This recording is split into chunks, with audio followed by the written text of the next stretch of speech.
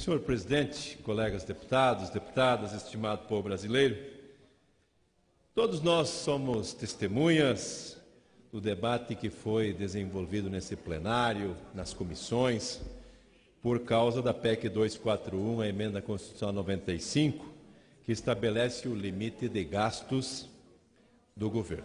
Aliás, muitos até hoje não compreenderam o real significado dessa PEC. Se falou uma coisa e, no fundo, na prática, se faz outra.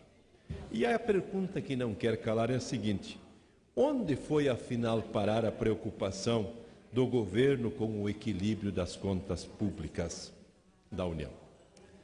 O governo diz que não tem orçamento, tira até da agricultura familiar, da assistência técnica, da extensão rural e outras rúbricas para fechar contas.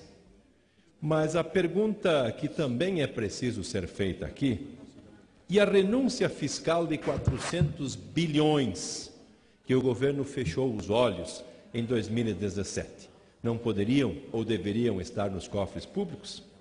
A medida provisória 795, que aqui também foi votada por esses parlamentares governistas que aqui estão a defender o governo, e a gente respeita isso mesmo votando contra, que concede uma renúncia fiscal de impostos federais no montante de 85 bilhões em 22 anos para as petrolíferas?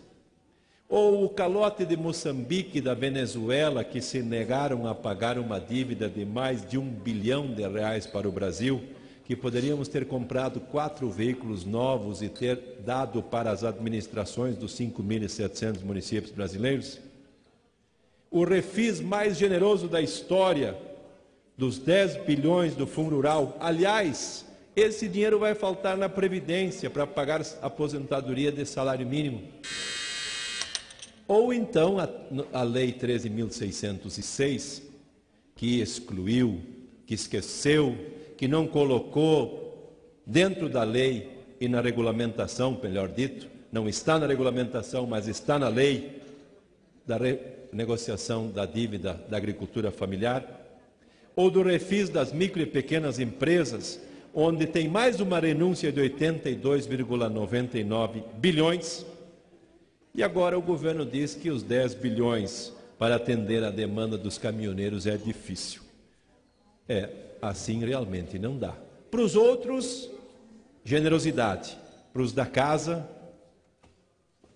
as migalhas.